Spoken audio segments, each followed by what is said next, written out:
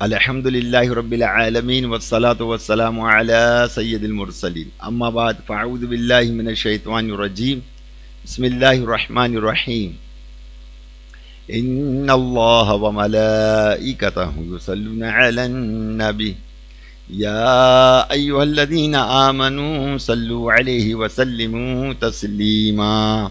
اللہم صل وسلم وبارک علی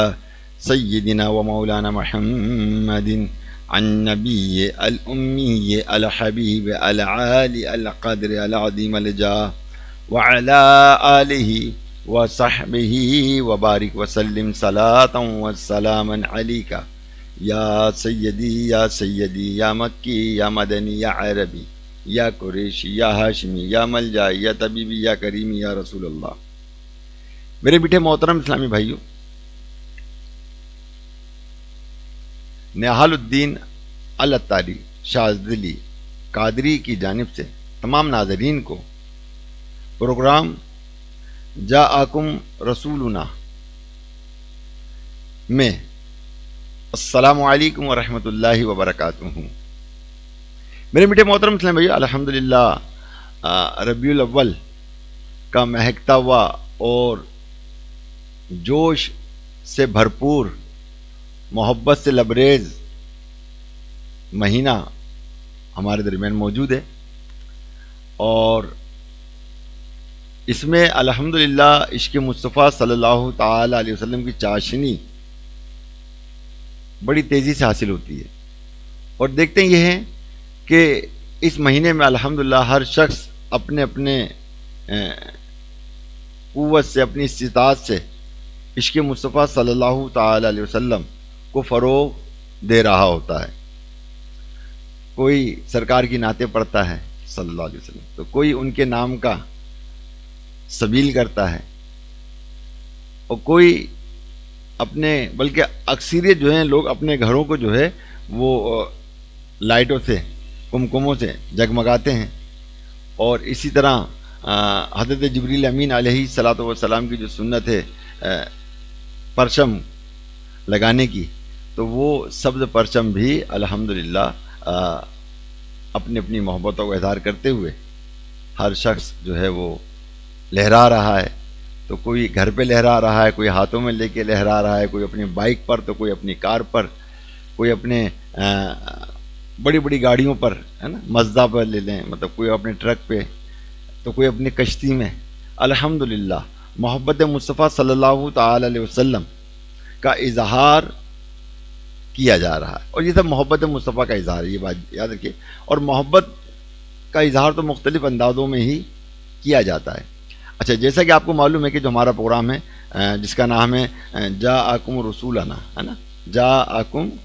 رسولنا، ہے نا، یعنی رسول اللہ صلی اللہ علیہ وسلم جو ہے کی تشریف آوری کا حوالے سے اس کا ہم نے نام رکھا ہے۔ اور اس میں انشاءاللہ تبارک اللہ، دیکھیں میں 27 آیتیں تو مکمل آپ کو نہیں پہنچا سکتا، کیونکہ میرا یہ پروگرام جو ہے وہ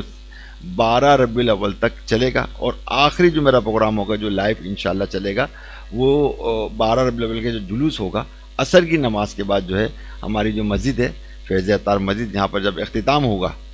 تو یہاں پر انشاءاللہ وہ ربیع الاول کے حوالے سے اور جوش مصطفیٰ سے حوالے سے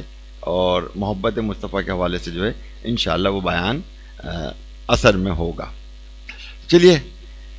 میرے بیٹھے محترم مسلم بھائی، میں آپ کو بتانا چاہتا ہوں کہ الحمدللہ سرکار مدینہ علیہ الصلاۃ والسلام کی جو ولادت کے حوالے سے جو چرچے ہیں قرآن پاک کے اندر، تو وہ کہیں بعثت کے حوالے سے ہیں، تو کہیں جاءکم کے حوالے سے ہیں، اور کہیں مطلب یہ ہے کہ رحمت للعالمین کے حوالے سے ہیں۔ تو بہرحال یہ مختلف مطلب یہ ہے کہ لفظوں کے ساتھ جو اللہ تبارک و تعالیٰ نے اپنے محبوب علیہ الصلاۃ والسلام کو، یعنی ان کی تشریف آوری کا ذکر، ان کے بھیجے جانے کا ذکر، ان کا موجود تمام صحابہ کرام میں ظاہری طور پہ رہنے کا ذکر قرآن مجید میں جو ہے ارشاد فرمایا۔ تو آئیے آج ہم جو قرآن پاک کی جو صورت ہم سنیں گے اور اس کی تلاوت سنیں گے اور اس کا ترجمہ بھی سنیں گے، اور اس سے جو ملنے والا سبق ہے وہ بھی ہم سنیں گے، اور دیکھیں گے کہ اس میں جو ہے اللہ تبارک و تعالیٰ نے اپنی کس حکمت کے پھول ہم کو عطا فرمائے تاکہ ہم ان چیزوں کو سمجھ سکیں اور اس پر مطلب یہ ہے کہ اپنی محبتوں کا اظہار بھی کر سکیں. کہ چلیے سورہ مائدہ ہے، پارہ نمبر 5 آیت نمبر 15. تو ہم اس کی تلاوت سنتے ہیں. قرآن پاک کو سنیے کہ جب قرآن پاک پڑھا جائے تو اس سے توجہ سے سنا جائے تاکہ ہم پر رحم کیا جائے، اور جب قرآن پڑھا جائے تو ہم سے غور سے سنیں، توجہ سے سنیں کہ انشاءاللہ تبارک و تعالی ہماری دنیا کی آفتوں اور مصیبتیں دور ہوں گی، اور انشاءاللہ تلاوت کرنے سے بروز قیامت کی تکالیفیں جو دور ہوں گی. چلیے ابھی ہم انشاءاللہ بسم اللہ الرحمن الرحیم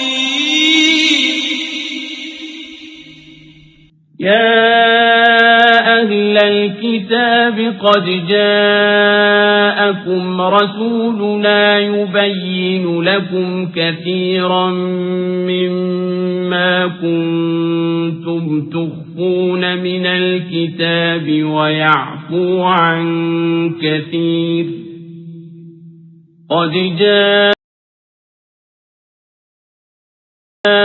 نور وكتاب مبين صدق اللہ العظیم.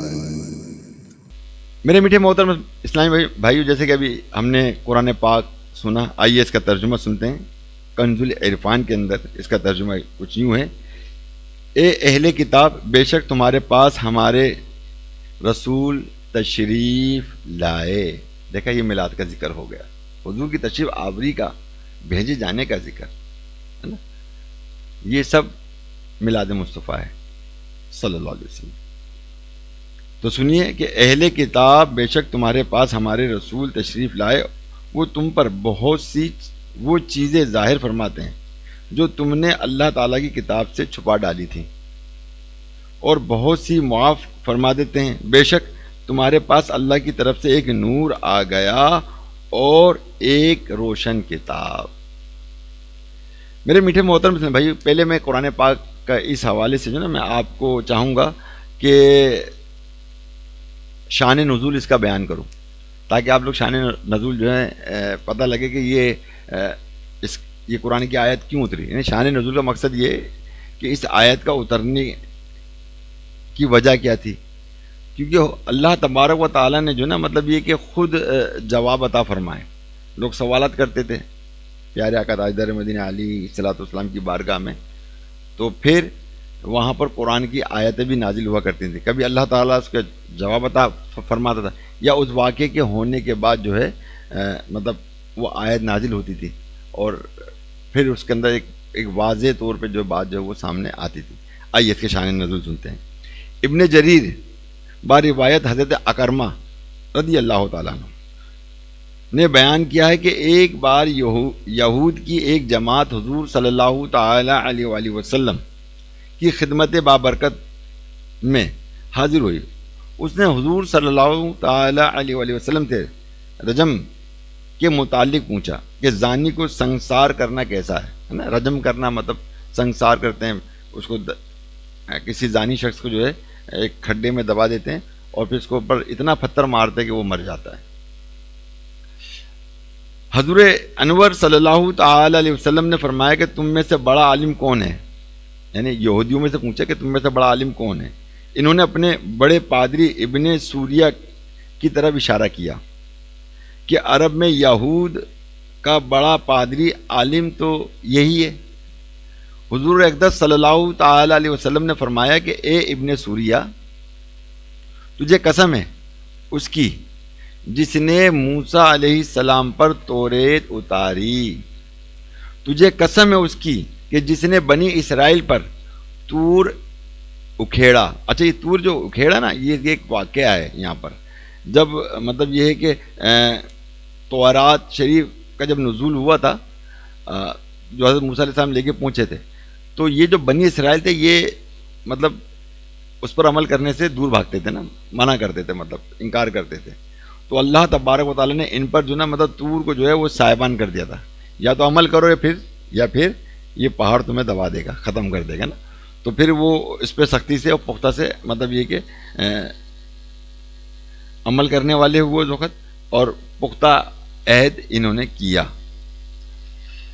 تو آپ نے فرمایا پیارے آقا تاجدار مدینہ علیہ الصلوۃ والسلام نے کہ اے ابن سوریہ تجھے قسم ہے اس کی کہ جس نے موسیٰ علیہ السلام پر توریت اتاری، اور تجھے قسم ہے اس کی کہ جس نے بنی اسرائیل پر طور اکھیڑا، تجھے قسم ہے اس کی کہ جس نے بنی اسرائیل کے لیے من سلوا اتارا۔ حضور اکرم صلی اللہ تعالی علیہ وسلم نے اس شان سے اسے قسمیں دی کہ ابن سوریہ کانپنے لگا اور فرمایا سچ بول، توریت میں زانی کے رجم کا حکم ہے یا نہیں ہے؟ تو ابن سوریہ بولا قسم ہے اس رب کی کہ جس کی قسمیں مجھے آپ نے دی کہ توریت میں رجم کا بہت ہی تاکیدی حکم ہے، یعنی تاکید کے ساتھ حکم کیا گیا ہے کہ جو زانی شخص ہے اس کو جو ہے اس کو رجم مطلب کیا جائے، یعنی سنسار کیا جائے۔ آپ صلی اللہ تعالی علیہ وسلم نے فرمایا کہ تم لوگوں نے رجم کرنا کیوں چھوڑ دیا ہے؟ وہ بولا کہ ہماری قوم میں زنا بہت پھیل گیا ہے، خصوصاً بڑے لوگ زیادہ زنا کرنے لگے ہیں، تب ہم نے اس بڑھتی ہوئی وبا کو قابو سے باہر دیکھ کر اس کی سزا ہلکی کر دی ہے، یعنی زانی کا سر مونڈ دینا، منہ کالا کر دینا اور 100 کوڑے مار دینا۔ اس موقع پر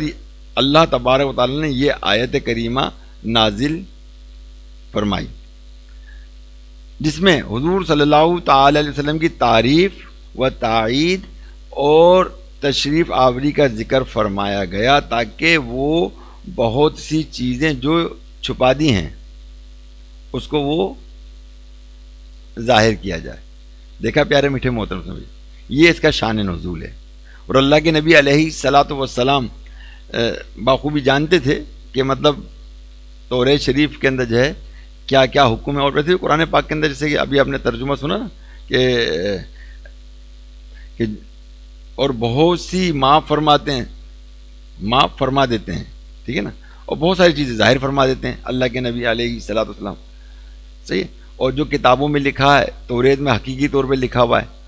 اور ان کی ظاہر ہے کہ میں نے یہ دیکھا کہ اللہ کے تبارک و تعالیٰ کے نبی علیہ الصلوۃ والسلام اور میرے پیارے پیارے اللہ عز و جل نے ان یہود و نصارہ کی ساری پول پٹیاں ایسی ایسی کھولی ہیں قرآن پاک کے اندر کہ یہ قرآن پاک کو ہاتھ لگاتے وقت یہ لوگ ڈرتے ہیں، خوف کھاتے ہیں، اور مطلب اپنا بغض کا اظہار کرتے ہیں اس کتاب سے، یعنی اللہ کے کلام الہی سے، کیوں کلام الہی نے ان کو جو نا ہلا کے رکھا ہوا ہے، بنی اسرائیل کو، یہود و نصارہ کو۔ چلیے اس کی تفسیر کے حوالے سے چلتے ہیں۔ صراط الجنان میں ہے کہ یا اہل الکتابی، یہاں یہودیوں اور عیسائیوں سب سے خطاب ہے، یہاں پر جو ہے نا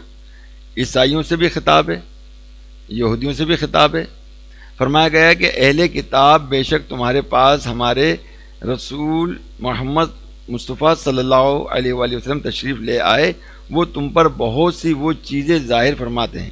جو تم نے اللہ عز و جل کی کتاب سے چھپا ڈالی تھیں، جیسے رجم کی آیات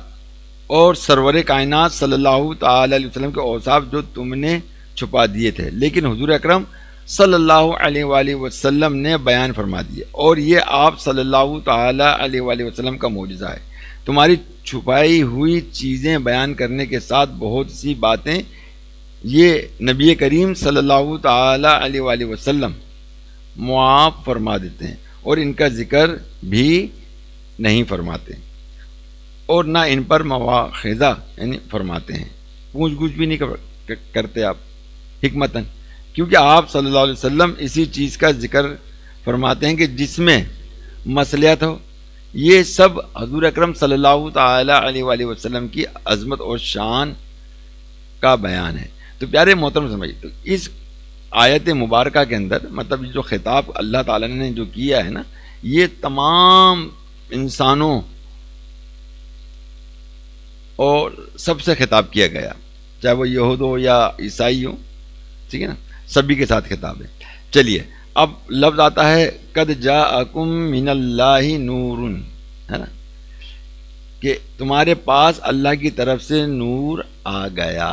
کیا آ گیا بھائی صاحب؟ نور آ گیا ہے نا، اسی لیے تو نعت کا پڑھتے ہیں نور آ گیا ہے، نور آ گیا، تو قرآن کی آیت ہے نا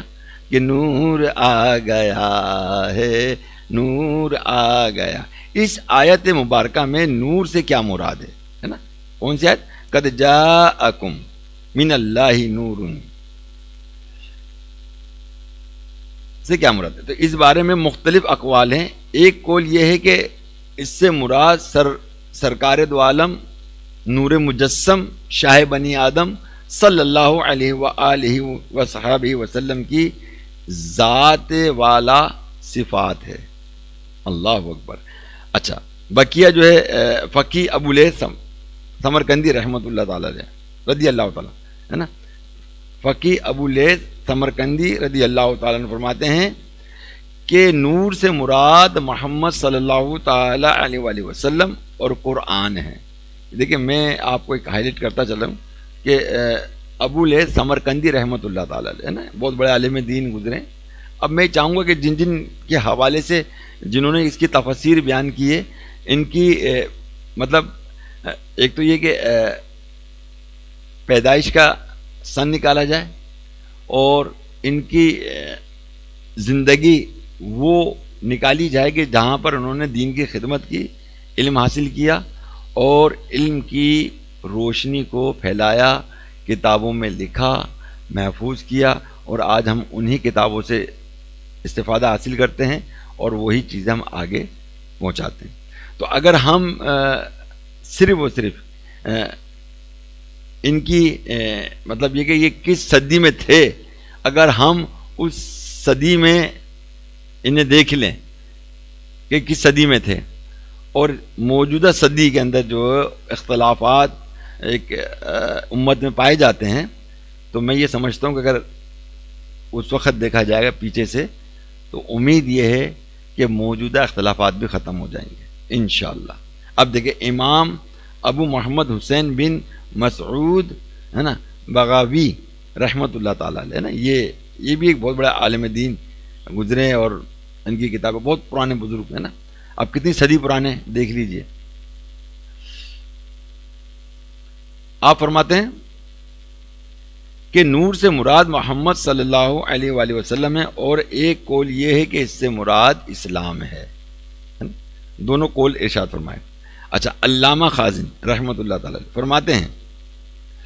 کہ نور سے مراد محمد صلی اللہ تعالی علیہ وآلہ وسلم ہے۔ اللہ تعالیٰ نے آپ کو نور اس لیے فرمایا کہ جس طرح اندھیرے میں نور کے ذریعے ہدایت حاصل ہوتی ہے، اسی طرح آپ صلی اللہ علیہ وآلہ وسلم کے ذریعے بھی ہدایت حاصل ہوتی ہے۔ علامہ جلال الدین سیوطی رحمۃ اللہ تعالیٰ علیہ، جنہوں نے اپنی زندگی کے اندر 75 بار حضور علیہ الصلوۃ والسلام کا اپنے سرے اپنے مطلب کیا کہنا چاہیے کہ کھلی آنکھوں سے ہے نا دیدار مصطفیٰ صلی اللہ علیہ وسلم کیا، اور یہ پہلے علامہ ہیں ہے نا، نہیں یہ نہیں ہے، وہ امام فخر الدین ہے رحمۃ اللہ، جنہوں نے سب سے پہلے تفاسیر کتاب کی صورت میں تحریر فرمائی، نہیں تو یہ تفاسیر جو تھی وہ سینہ بہ سینہ جو ہے وہ صحابہ کرام سے تابعین طب تابعین تک پہنچتی تھی، وہ پھر بعد میں جا کے جو نا یہ کتابی صورت اختیار کی گئی۔ تو علامہ جلال الدین سیوطی رحمۃ اللہ بھی کو دیکھ لیجیے کہ وہ کس صدی کہتے ہیں۔ انشاءاللہ مجھے امید ہے کہ جو وسوسے ہمارے دل و دماغ میں ڈالے گئے یا ڈل گئے یا مطلب ہم زیادہ توجہ نہیں کرتے، تو ہم کم از کم دیکھ لیں کہ جو ہمارے اسلاف ہیں ہے نا، اور اتنے سارے علماء دین جو گزرے ہیں الحمدللہ، ان سب نے جو ہے ایک اتفاق کیا اور کوئی اختلاف نہیں، اتفاق ہو کر ہی مطلب قرآن کی آیتوں کی تفسیر بیان کی۔ تو دیکھیے آپ کیا فرماتے ہیں نور کے بارے میں۔ نور سے مراد نبی کریم صلی اللہ علیہ وآلہ وسلم ہیں۔ علامہ صفاوی رحمۃ اللہ تعالی فرماتے ہیں، یہ بھی بہت پرانے مطلب عالم دین ہو، لوگ ابھی بھی ان کی کتابیں پڑھتے ہیں، ہر مکتب فکر کے لوگ، ان جن بزرگوں میں نام لے رہا ہوں نا عالموں کو، ہر مکتبہ فکر کے لوگ ان کتابوں کو پڑھتے ہیں اور مانتے ہیں اس کو، ایسی بات نہیں ہے ان کی تحریروں کو۔ آپ فرماتے ہیں کہ حضور اکرم صلی اللہ تعالی علیہ وسلم کا نام اس آیت میں نور رکھا گیا، اس لیے کہ حضور صلی اللہ تعالی علیہ وسلم بصیرتوں کو روشن کرتے ہیں اور انہیں رشد و ہدایت فرماتے ہیں، اور اس کے لیے آپ صلی اللہ علیہ وسلم پر نور حسی، وہ نور جسے دیکھا جا سکے، اور معنوی جیسے علم و ہدایت کی اصل ہیں۔ ٹھیک ہے، آگے چلتے ہیں۔ اب آگے امام فخر الدین، جن کا میں نے ابھی ذکر کیا تھا کہ سب سے پہلے تحریر کرنے والے امام فخر الدین تھے، جو تفاسیر کو کتابی صورت میں دینے والے، میری معلومات کے حوالے سے۔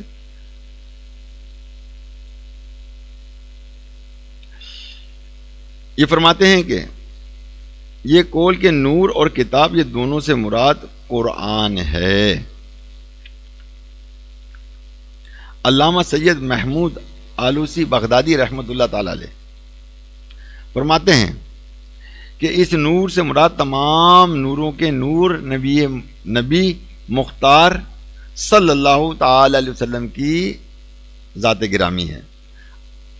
علامہ ملا علی قاری رحمۃ اللہ تعالی علیہ فرماتے ہیں، اور کون سی رکاوٹ ہے کہ اس بات سے کہ دونوں نعمتیں یعنی نور اور کتاب بے مبین رسول کریم صلی اللہ تعالی علیہ وسلم کے لیے ہوں۔ بے شک حضور اقدس صلی اللہ تعالی علیہ وسلم نور عظیم ہیں، انوار میں ان کے کمال ظہور کی وجہ سے، اور حضور پر نور صلی اللہ تعالی علیہ وسلم کتاب مبین ہیں، اور اس حیثیت سے کہ آپ صلی اللہ تعالی علیہ وسلم جمیع اسرار کے جامع ہیں، اور احکام و احوال و اخبار کے مظہر ہیں۔ بلکہ خود رسول اکرم صلی اللہ تعالی علیہ وسلم نے اپنا نور ہونا بیان فرمایا ہے۔ بات ختم ہو گئی ہے۔ چنانچہ امام بخاری اور امام مسلم کے استاد امام عبد الرزاق رحمۃ اللہ تعالی علیہ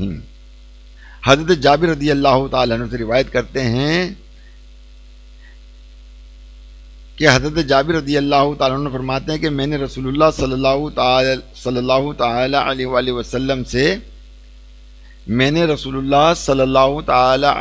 وسلم سے سوال کیا کہ اللہ تعالیٰ نے سب سے پہلے کس شے کو پیدا فرمایا؟ ارشاد فرمایا، اے جابر، وہ تیرے نبی کا نور ہے جسے اللہ تعالیٰ نے پیدا فرمایا۔ اللہ اکبر! کیا ہوا؟ نور آ گیا، نور آ گیا، بولو نور آ گیا، نور آ گیا، نور آ گیا، آقا کا نور آ گیا، نور آ گیا، نور آ گیا، نور آ گیا، نور آ گیا، نور آ گیا، نور آ گیا، نور آ گیا، نور آ گیا، نور آ گیا، نور آ گیا۔ اجازت چاہوں گا میں انشاءاللہ تبارک و تعالی کل پھر ایک نئی قرآن پاک کی آیت مبارکہ، بلکہ دوبارہ اب انشاءاللہ اجازت چاہتے ہیں،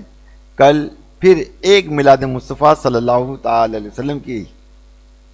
مبارک آیت مبارکہ لے کر پیش کرنے کے لیے حاضر ہوں گا۔ جب تک کے لیے اجازت دیجیے۔ السلام علیکم ورحمۃ اللہ وبرکاتہ۔